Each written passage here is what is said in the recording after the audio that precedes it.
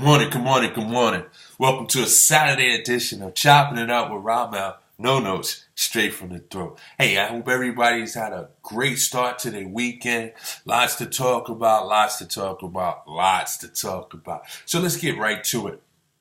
First of all, I want to send a congratulations out to Serena Williams and Venus Williams. I believe Venus Williams was the oldest player to reach an Australian Slam since way back when, so that's a good honor on her. But unfortunately, she might have ran into the greatest tennis player ever in her sister Serena, as Serena bests her sister in the finals to capture her 23rd Grand Slam, which is a record in the modern or open era, I should say.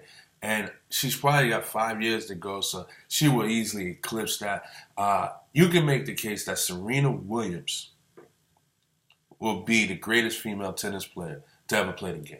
You can make that case when she's said and done. You can make the case as we speak right now. Serena Williams is what Tiger Woods was to golf. Well, not quite, but she is probably going to be the best tennis player among women to ever play this game. And what an honor. And just think, 33 years ago, who would have thought so, being born in the city of Compton, that this young lady will make history and possibly be the greatest female or woman tennis player in all time. What a great job done by the parents there.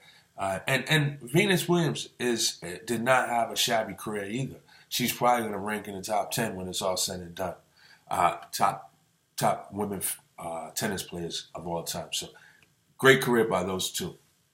Moving right along, as I said before, I'm not a big fan of the Pro Bowl, but you know what? I want to take a moment to just give respect to those who were selected and those who's going to play.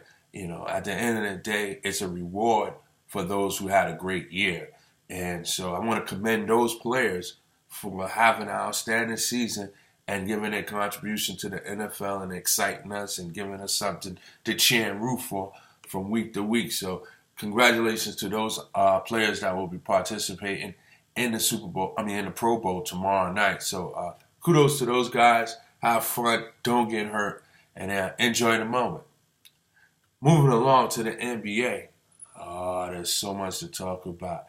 It's funny. As much turmoil that is going on in my city, New York, the Chicago Bulls is experienced the same, if not maybe even worse. The Chicago Bulls right now have a situation where there's just a raging fire. And I don't know if there's an answer to put it out. But when you have guys that are supposed to be the leaders of your team, and Jimmy Butler, D-Wade, and Rondo, and they're not all seeing eye to eye, they're accusing one another well, let's put it this way. Butler and Wade, they bashed their teammates, but they went to the media. Rondo feels that as veterans of the team, it's okay to get on the players, but you don't do it that way. He makes comparison when he was a younger player and his veterans such as Ray Allen, Kevin Garnett, and Paul Pierce, they would handle it differently, okay? But he accused them for being wrong to go to the media, but yet he posts on the media his thoughts about it. Here's the thing, guys. In Chicago, something's going to be done. Chances are they're going to break up that team. I thought they were a playoff team when they were assembled. The fact that they had two players such as Rondo and Wade that had championship experience, I thought that was what they needed with this young group. However, I think the real problem is Fred Hoiberg. And not Fred Hoiberg the person, but just Fred Hoiberg, what he represents. And you have to walk with me when I say this. I watched the NBA a long time. In the last 15 years, the players have taken over the league. I don't want to hear what anybody has to say about it. I talk with a buddy of mine all the time. He tells me that the players are not bigger than the NBA. Whether the players are bigger or not, their attitude and their attitude, their behavior, they think they are bigger than the league. The way they get paid, the way the league has bowed down to their demands. less back-to-backs, stretch the season out. I mean, whatever you want to, DMPs, all this other stuff. It's just the players have become divas and they think that they're bigger than the league. Well, you say, well, what that has to do with someone like Hobart? Well, it has a lot to do with someone like Hobart. When a coach from the college ranks come to the big league, they're going to have success if they either have the best players in the league or they're dealing with a young team. Otherwise, that first-year coaches, whether they come from the college or just come right out the gate, will struggle unless they have a young team that they can groom and get the respect from, because they haven't had the diva mentality yet, or they have some veteran players that are still very respected and playing on a high level that they don't have to worry about it. But other than that, you're going to see the Fred Hoiberg struggle. You're going to see the Derek Fisher struggle. You're going to see Jason Kidd, when he first got to Brooklyn, he struggled because his veterans was out in the beginning of the season and he didn't know how to coach. And then when they came back, he relied a lot on them. You know, in fact, I don't even think Jason Kidd is the guy for this team over here, but in Milwaukee. But you're going to see a lot of that happening. And I think in the case with Fred Hoiberg, I don't think he gets the respect that he needs to do a job. On top of that, he may not be the guy for the job. And he's just simply not that good. You know, you talk about Rondo. Here's a guy that Danny Ainge said, you know what, Brad Stevens, you're my guy. You're going to run this team, but I'm going to get Rondo out of here. How does that work? How did that work? How did that work out? Brad Stevens is one of the top 5 coaches in the game. What he's doing with Boston, a young team, playing it like a college, I don't think anybody else could have done these last several seasons what he's done in Boston. But look what they've done. They're really only veteran over there is Horford. Now you take Billy Donovan. He struggled a little bit in his first season last year with OKC. And then shortly after that, his top 2 players at the time, Westbrook and Durant, kicked in, and they made a run out of it. That's what happens. I remember Mike Woodson. He took over in Atlanta. Man, they were teenagers. But as he took over, slowly but surely, they got better, and better, and better. Sometimes you need a young team for a first-year coach. You can't have that in-between. In this case here, they had that in-between. And Rondo is a head case for anybody. I'm not sure how he made it through the year in Sacramento. But as great a season he had last year, they didn't re-sign him. And then I'm talking to people on NBA radio. They think I'm crazy when I say this. But yes, they're going to blow up that team. I wouldn't be surprised if they cut Rondo, trade Butler, but definitely trade D. Wade. And here's where it gets a little sticky. LeBron, is a coincidence that LeBron comes out and says, we need a playmaker. We need a playmaker on this team. Less than 12 hours, D. Wade comes out and says, I don't see myself being back here in Chicago next season. A Iman Shumpert and a Shannon Fry trade to Chicago for D. Wade to Cleveland, I believe it's going to happen. I believe D. Wade is going to wind up in Cleveland. Oh, they're telling me that's not the playmaker that that LeBron was referring to.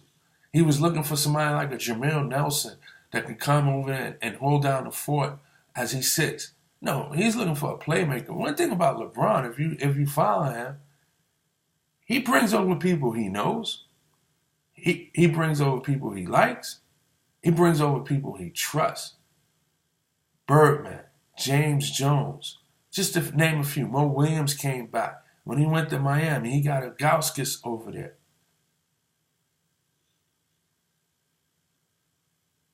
He don't play around. He don't play around. He goes with who he trusts. D-Wade will be in a Cleveland uniform before the season is over. Moving along to the New York Knicks. Big win last night. Any win they get is big at this point now. New York is in playoff mode. If anything, they got to be like the Green Bay Packers. Come out, Melo needs to come out and say, like Aaron Rodgers said, we won't lose again. They have to have that attitude that every game right now going forward is a playoff game. Despite who is on the court, who suits up, how many minutes they play, who gets the nod, who gets the call, next man up, like they do in New England, just play ball. Derrick Rose went out with an ankle injury. X-rays came back negative. Hopefully he can go forward. Booing Carmelo at the Garden, make sure you boo him for the right reason. If he takes a bad shot, yeah, but don't boo him for the reason why he may not give up his no trade clause.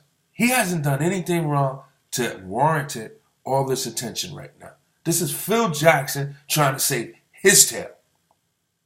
And if you ask me, who should go first should be Phil before Melo. I'm not saying Melo shouldn't be traded, but I think Phil should go before Melo. New York beat Charlotte last night. They had a balanced attack. Carmelo Anthony didn't shoot well, but he hit a big baseline jumper. He hit a big jumper within the last 30 seconds of the game to put the Knicks up for a lead. That was a lead for good. Hey, here's the thing. New York is in turmoil. I get it. I understand. Do I like it? No. But I get it. I understand. However, trading Melo, make sure you get something back. Melo's a missing piece for a lot of playoff teams. He can make a difference. We don't want J.J. Redick, Crawford, and Austin Rivers. Not for Melo. And if you're going to trade Melo, make sure you got someone who can start. Or you got expiring contracts. Or you're getting draft picks.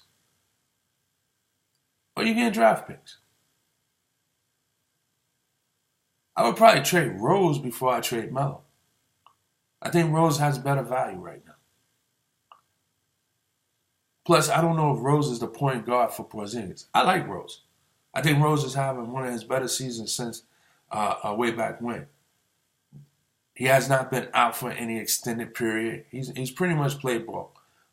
However, I don't know if he's the guy for the growth for KP. And for all the Porzingis fans out there, yeah, I recognize this guy's full of a lot of potential. But until he learns how to play defense with his feet and not with his hands, this guy's going to have a seat on the bench. He's fouled out twice now in the last 3 games, or either back-to-back games. He had a great shooting night, 8 for 11 last night, finished with 18 points to tie Melo for the team high. But if you're not on the court, you can't be effective. And if this is going to be the guy that we're going to give the mantle to once you trade Carmelo, he's got a lot of work to do. Question is, before you trade Melo, is he ready? Is he ready? I say hold on to Melo until the offseason and see what happens. Trade him in the offseason. I can see that. I will hold on to him, see if he can attract Chris Paul. If he can attract Chris Paul, then he stays put. If you can't attract Chris Paul, then you trade him. That's what I said. I agree with that statement right there.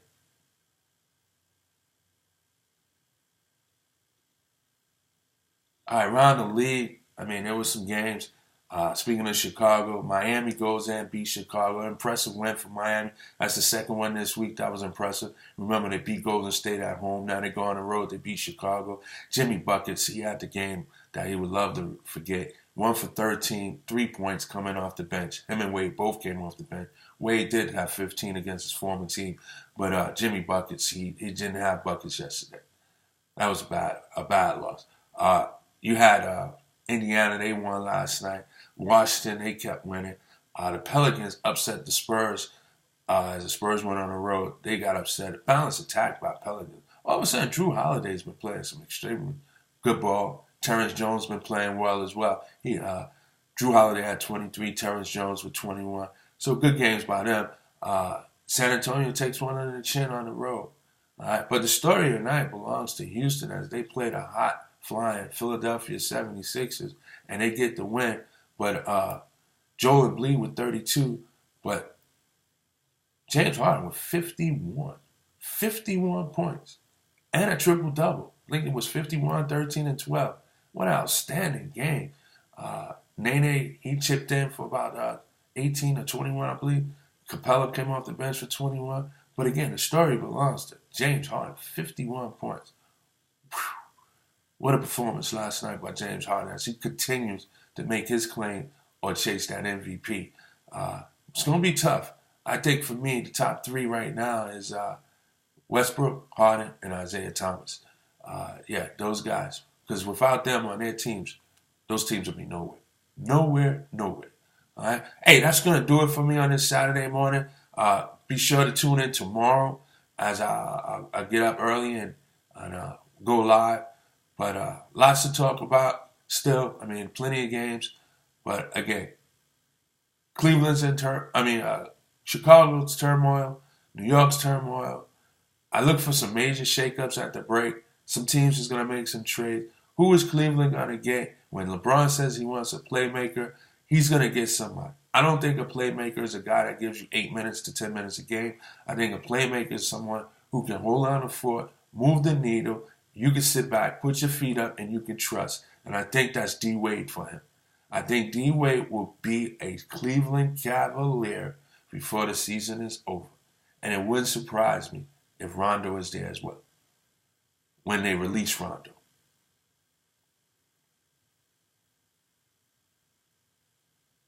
So that's going to do it. I'll get back with you guys in 24. Y'all have a great Saturday. Enjoy your day. Peace and blessings.